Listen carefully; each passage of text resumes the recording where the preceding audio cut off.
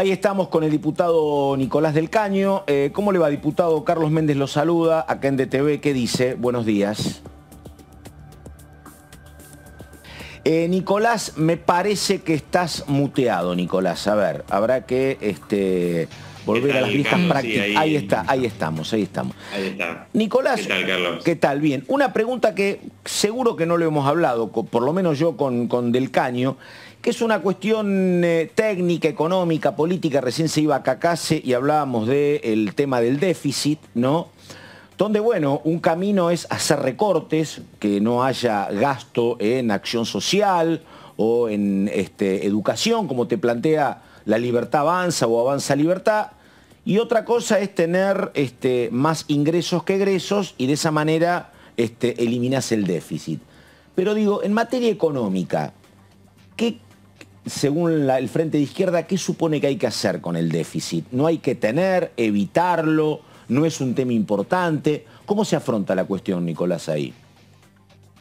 Ya, Carlos, lo que pasa es que como se debate entre las distintas fuerzas que responden, digamos, a este sistema social que está organizado en función de la ganancia de un puñado de especuladores, de grandes empresarios, obviamente siempre se busca poner la discusión en función de ese objetivo, ¿no? El objetivo de cómo se benefician, y vos tenés, por supuesto, todos los planes vinculados al Fondo Monetario Internacional, el planteo de los liberales, etcétera, que en realidad no discuten cómo terminar, por ejemplo, con el impuesto al valor agregado para los productos de primera necesidad, ¿no? Por ejemplo.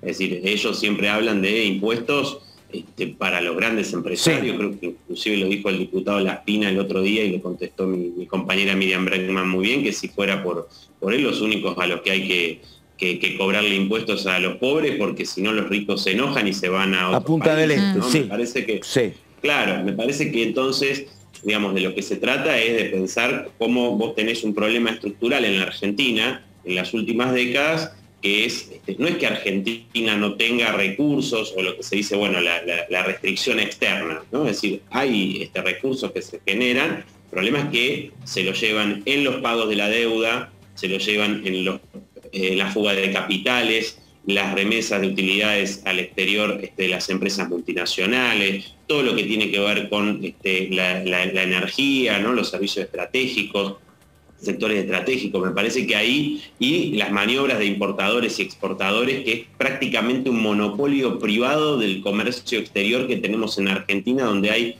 en Rosario, por ejemplo, 200 puertos privados donde ellos hacen y deshacen como quieren, ¿no? Es decir, pueden evadir muchísimos controles en elusión y evasión de impuestos, ¿no? Somos uno de los países de mayor elusión y evasión de impuestos en el mundo, esos recursos que se llevan a los paraísos fiscales, ¿no? Entonces, cuando se habla de esto, ¿no? Del problema del déficit, se encara por el problema de que se pagan muchos salarios, o que hay muchos trabajadores del Estado, o que las jubilaciones. Bueno, yo creo que justamente hay un interés de clase en eso, porque, a ver, todo esto que estamos diciendo son recursos que se los llevan unos pocos, y son muchísimos recursos, ¿no? Y lo que significa el pago de la deuda, son problemas estructurales. Si vos no abordás esos problemas estructurales, difícilmente, digo, se pueda resolver la situación de las mayorías trabajadoras, de las mayorías populares de la Argentina, ¿no? Me parece que ahí está el foco, ¿no? De cómo conseguir los recursos. Bueno, no es que no los tengamos, sino que tenemos que, por un lado, el desconocimiento soberano de la deuda, ¿no? Creo que eso es un punto fundamental. Hemos pagado en estas últimas décadas cientos de miles de millones de dólares y seguimos debiendo, ¿no? La deuda está en niveles altísimos. Entonces me parece que ahí hay un punto fundamental, el tema de la nacionalización de la banca para lograr concentrar el ahorro nacional y evitar esa fuga de capitales, el monopolio estatal del comercio exterior también, ¿no? Para que se evite estas maniobras de exportadores, de importadores, y que se pueda, digamos, contar con esos recursos, que no te impongan los precios del mercado internacional, ¿no? En el mercado interno. Me parece que bueno, ahí está bueno, lo que significan las tarifas, ¿no? Los servicios públicos que vimos bajo el gobierno de Macri, enormes tarifazos, vemos el servicio deficitario de muchos de estos servicios públicos. Nunca se revirtieron las privatizaciones, así como no se revirtió el problema del IVA, ¿no? Desde los 90 que se aumentó, tampoco se revirtieron cosas como las privatizaciones en los servicios públicos, ¿no? Que son empresas, insisto, que ganan fortunas, ¿no? Sí. Sí, ¿cómo le va? Leonardo Fredes lo saluda. ¿Qué tal, Leonardo? ¿Cómo va? Le consulto, en la sesión de bienes personales del martes pasado, muchos diputados de Juntos por el Cambio, después de esa sesión, cuando no pudieron llegar al número para el quórum y después no pudieron superar al oficialismo en la votación del proyecto, decían, bueno, contábamos con la izquierda que no había estado, se había abstenido, no había participado de la votación del emplazamiento para tratar ese tema del jueves y viernes anterior, y como que se encontraron con que la izquierda no estuvo y era uno de los motivos por los que argumentaban que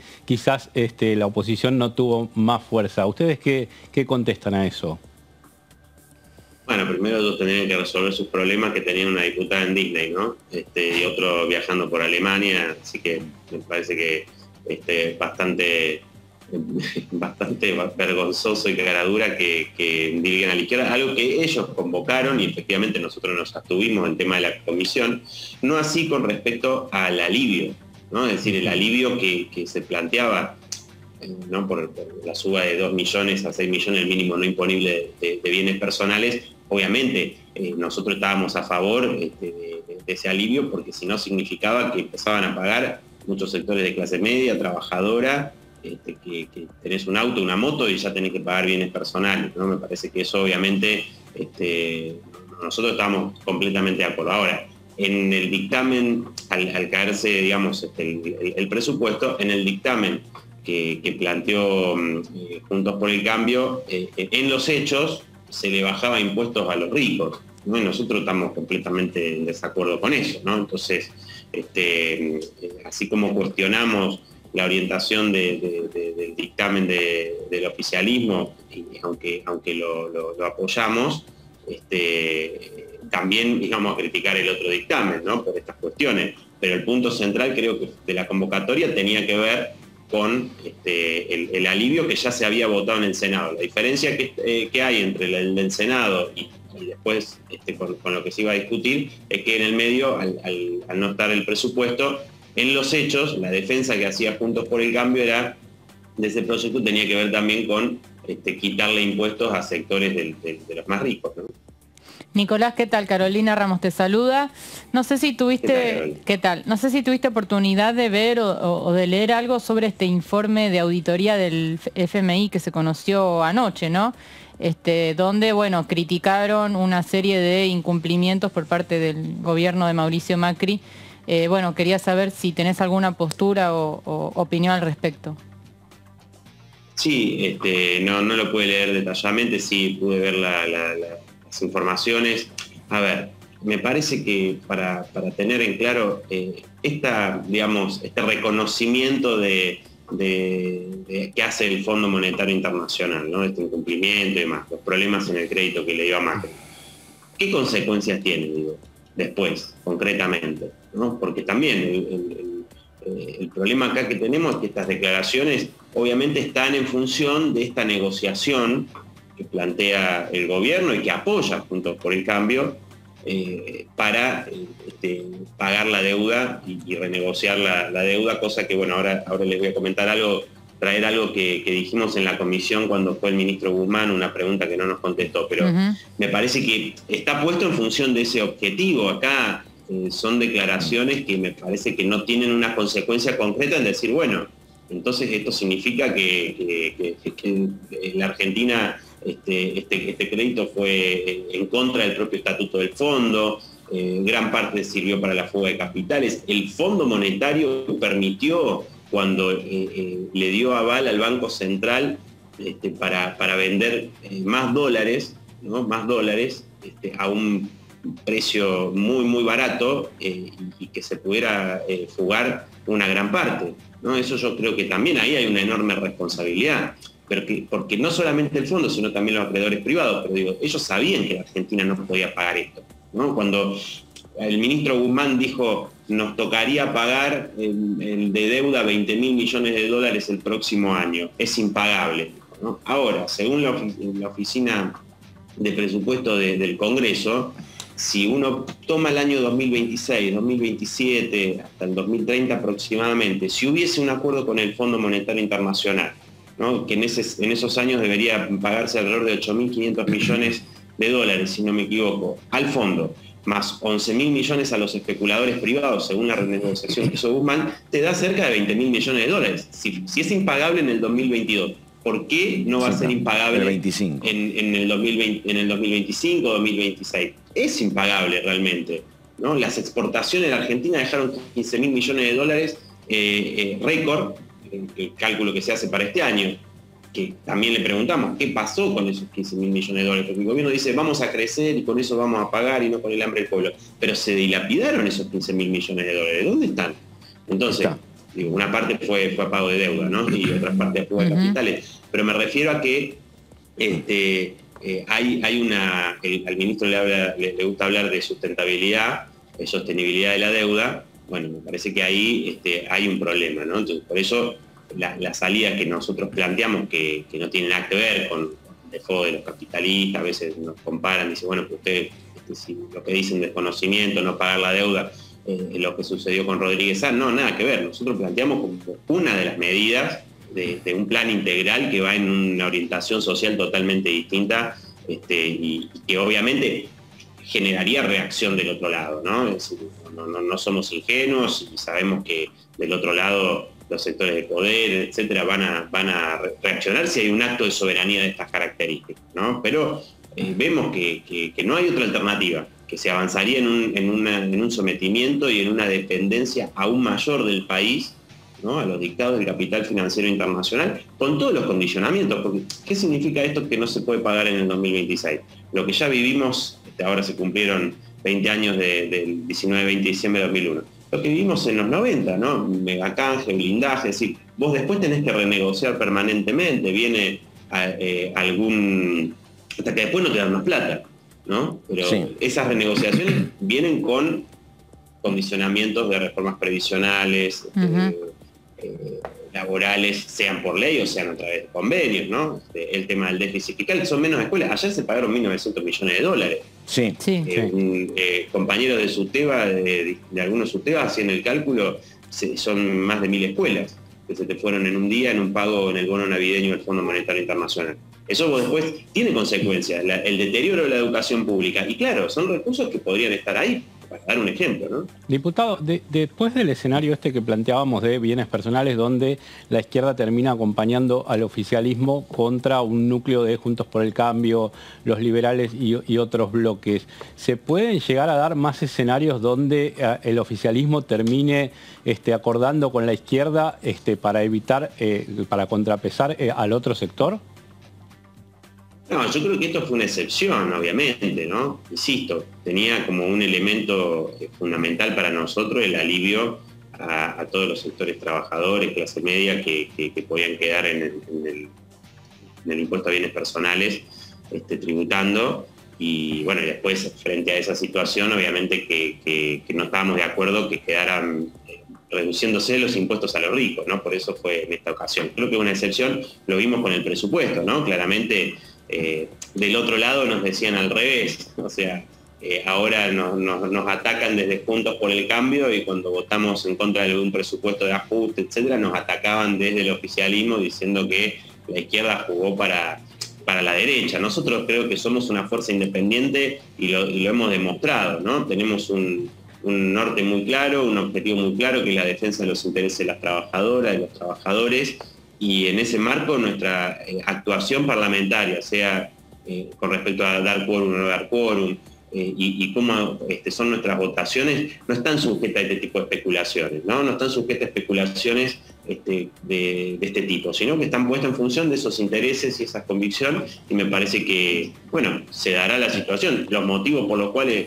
nosotros votamos en contra del presupuesto son opuestos totalmente a los que esgrimió Juntos por el Cambio, después esgrimió la fuerza de Milei o Esper, ¿no? Eso está clarísimo. Sin embargo, bueno, siempre de otro lado se busca tratar de como que la izquierda le hiciera el juego a uno o a otro. No, nosotros somos una fuerza independiente, ¿no? Y nuestra lucha es por un gobierno de las trabajadoras, de los trabajadores, y no somos colectora de nadie. Yo creo que ahí está un poco, están acostumbrados, ¿no? Están acostumbrados, ya Milei rápidamente se empieza a acomodar a los sectores de Juntos por el Cambio, o lo que vimos de Esper, que ya antes de las elecciones había propuesto ir a una interna, ¿no? Y ser parte de la interna de Juntos, ¿no? Así que me parece que con la izquierda no, la izquierda es una fuerza independiente y me parece que lo demostramos también en la calle el otro día con la enorme movilización del 11 de diciembre contra el pacto con el FMI. Me parece que eso hay que dejarlo muy claro y insisto, es una excepción lo que sucedió el otro día, ¿no? Ahora, un par de cuestiones variantes sobre esto, porque está claro que el escenario parlamentario y la pelea entre Juntos por el Cambio y el Frente de Todos es de enorme paridad. Y entonces el rol de ustedes es un rol de, por lo menos, mucho más foco, ¿no?, de lo que está pasando. Y dos cosas le pregunto. Primero, ustedes dicen que lo que pasó es circunstancial, y la otra consulta que tiene que ver con esto es, ustedes irán viendo proyecto a proyecto. No hay una norma donde uno puede decir, ahora siempre nos abstendremos, siempre votaremos en contra. Eso se verá ante cada circunstancia. ¿Eso puede quedar así? ¿Va a ser así eso o no? Por supuesto, es decir, nosotros obviamente tenemos, si ustedes ven desde el diciembre de 2013 que ingresamos a la Cámara de Diputados, tenemos una conducta, digamos, ¿no?, en cómo nos hemos manejado ante distintos proyectos de ley.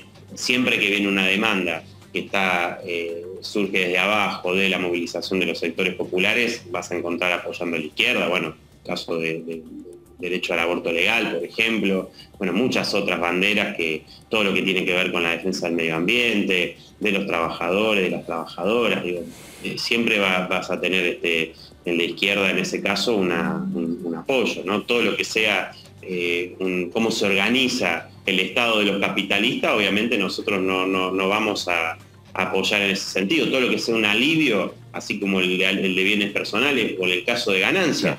Recuerden ustedes que nosotros siempre hemos planteado, nuestro proyecto es de eliminación del impuesto a las ganancias, a la cuarta categoría de todos los trabajadores bajo convenio, que originalmente ese impuesto era para los gerentes de las empresas y terminó tan distorsionado que son trabajadoras y trabajadores los que tributan. La suba del mínimo, bueno, sí, deja fuera a muchos trabajadores, por eso lo apoyamos. Ahora, nuestro proyecto es la eliminación de ese impuesto al salario, ¿no? Es decir, nosotros obviamente siempre hemos planteado impuestos progresivos. Así que bueno, obviamente en función de las discusiones, los debates que se vayan planteando, y nosotros vamos a pelear nuestra propia agenda. La dificultad, ustedes conocen a veces, al ser una minoría, es que, salvo que se planteen agendas de la calle, o lo que sucedió en Chubut, que ya lo habíamos visto en Mendoza, la legislatura vota avanzar con la rezonificación minera en Chubut, y la movilización popular junto a las huelgas de los trabajadores en sectores clave de la economía, bueno, en menos de una semana tuvieron que rehacer la votación, votar en contra de lo que habían votado menos de una semana antes, producto de esa movilización popular. Bueno, vamos a apostar a toda nuestra agenda, la reducción de la jornada de trabajo a 6 horas, sin reducir el salario, el reparto de las horas de trabajo, muchísimos puntos, que toda la defensa de las mujeres, los derechos ambientales, etcétera. Vamos a apuntar a esa agenda y sabemos que necesitamos articular un gran movimiento de lucha para que esas demandas se puedan imponer, y obviamente en el camino de derrotar un plan que las dos fuerzas mayoritarias coinciden, que es subordinarse al FMI reconociendo y pagando esta deuda fraudulenta. Le decía, diputado, que Carolina nos mostraba un informe al principio del programa de lo que tiene que ver con prácticas educativas, que es propuesto por María Eugenia Vidal y parte numerosa de los diputados del Bloque Pro e incluso algunos otros de Juntos por el Cambio. ¿Ustedes qué posición tienen con este proyecto? Completamente a favor. No conozco cuál es el proyecto. Te lo resumo brevemente. Es para incorporar en la currícula educativa una materia que sea, ellos no le llaman pasantía, le llaman prácticas educativas en el ámbito laboral, para que los estudiantes puedan realizar trabajos en organizaciones, en instituciones públicas y privadas, no remuneradas, porque serían parte de la currícula educativa, para que se empiecen a vincular al mundo del trabajo. Claro. Bueno, totalmente en contra, ya lo expresamos, si no estamos totalmente en desacuerdo. Creo que es parte de la misma línea de la flexibilización laboral a nueva escala, porque no es que no exista una flexibilización en muchísimos sectores trabajadores que no están registrados o que están tercerizados, distintos convenios de precarización, no solo en el sector privado, sino también en el sector público, tanto del Estado nacional como provincial y en los municipios de todos los colores políticos, ¿no? Acá no hay distinción en ese sentido. Así que ya nosotros rechazamos fuertemente esto. Nuestro planteo fue muy claro en la campaña electoral: la reducción de la jornada laboral a 6 horas y el reparto de las horas de trabajo podría generar 900.000 puestos de trabajo, y apunta sobre todo a que esa juventud que necesita, por ejemplo, poder continuar sus estudios, poder acceder a la educación superior, tenga la posibilidad de hacerlo, porque una jornada reducida le permitiría estudiar a muchos pibes que inclusive en la pandemia tuvieron que abandonar el secundario, porque tuvieron que trabajar porque sus viejos no tenían, se quedaron sin laburo, no les alcanzaba por la inflación que come los salarios y demás. Entonces me parece que ahí obviamente nosotros vamos a ir en contra de todo aquello que busque avanzar en esta precarización, flexibilización laboral y hacer trabajar gratis a los pibes. Bueno, lo hemos enfrentado desde mi adolescencia, cuando enfrentamos la ley de educación y ley federal de educación que buscaba avanzar en este tipo de prácticas, ¿no? Ahí estamos. Bueno, ¿alguna consulta más? Sí, yo tenía una muy breve, porque pregunte. él mencionó los puntos en común que hay entre los libertarios y Juntos por el Cambio, fundamentalmente el PRO, ¿no? Justo ayer se conoció un comunicado de algunos diputados del PRO que también firmaron Milei, Espert, etcétera. Está Francisco Sánchez, por ejemplo. Exacto, contra el pase sanitario. Me interesaría saber si la izquierda tiene alguna posición tomada sobre el pase sanitario que empezaría a regir el año que viene. Bueno, mirá, yo creo que siempre y cuando no exista una reprimenda, ¿no?, hacia las personas, por ejemplo, en lo que hace a trámites públicos, bueno, muchas cosas que no estamos de acuerdo, digamos, en que se le haga algún tipo de reprimenda a las personas, ¿no? Me parece bien que hay que seguir con el plan de vacunación, que hay que avanzar en la tercera dosis, que hay que seguir con las campañas inclusive de concientización a todas las personas, y bueno, hay lugares donde es necesario, ¿no? Pero después hay otras cosas que me parece que no se les puede limitar ciertas cuestiones, por eso te digo, trámites muy necesarios para las personas. Bueno, hasta ahí en eso no coincido, ¿no? ¿Vos estás vacunado, Nicolás, o no? ¿O sos de los que tienen sus dudas y reparos? No, sí, claro, acá además no podés trabajar acá, claro. Tú dices, acá no es obligación con el PCR. La tercera dosis todavía me falta porque, bueno, no se cumplieron los 5 meses. Claro. ¿No? Exactamente, bueno, sí. Habrá que esperar. Y decime, ¿Boric te genera alguna ilusión o poca? Mira, yo creo que lo que pasó en Chile, mucha gente se volcó a votar en contra del candidato de la derecha, ¿no?, de la ultraderecha pinochetista. De Kast. Algunos de Kast con simpatía por Boric, y muchos otros no necesariamente, ¿no? Porque recordemos, Boric no cumplió un papel que haya conformado a todo el movimiento de lucha del 2019, ¿no? De hecho, se lo cuestionó muchísimo por su rol en lo que ya se llama la cocina, que nosotros acá es la rosca, que bueno, el movimiento de lucha de Chile en ese momento cuestionó los acuerdos, los pactos que Boric y otros de su fuerza política llevaron adelante en pleno movimiento de lucha de octubre del 2019, ¿no? Entonces, lo que sí creo es que hay un gran desafío para avanzar en la movilización popular, en la organización de los trabajadores, en todas las demandas que se llevaron adelante en octubre del 2019, ¿no? El tema de la AFP, por ejemplo, es decir, terminar con la estafa esa de la jubilación privada, avanzar en la educación pública y gratuita a fondo, en la salud. Hay cambios estructurales que sin la movilización popular no se van a poder llevar adelante, ¿no? Entonces, en ese sentido, me parece que la estrategia de Boric más bien es la gestión del capitalismo, ¿no? Nosotros creemos que hay que movilizar a todos los sectores que tienen una enorme fuerza en Chile, ¿no? Y que lo han demostrado, para que se puedan dar a fondo estos cambios estructurales que son reclamados por enormes sectores de la población y que ya, bueno, dijeron que no eran estos 30 años de neoliberalismo, no iban más, ¿no? Entonces toda esa herencia pinochetista, para desterrarla de una vez por todas, creo que requiere de esa fuerza, de esa movilización para enfrentar a los poderosos, ¿no? Ahí estamos, Nicolás del Caño, diputado, gracias, buenos días y bueno, hasta cualquier momento. Buen año si no volvemos a hablar. Igualmente, buen año para ustedes, un gran abrazo. Hasta luego. Ahí estamos. Bueno, la palabra de Nicolás del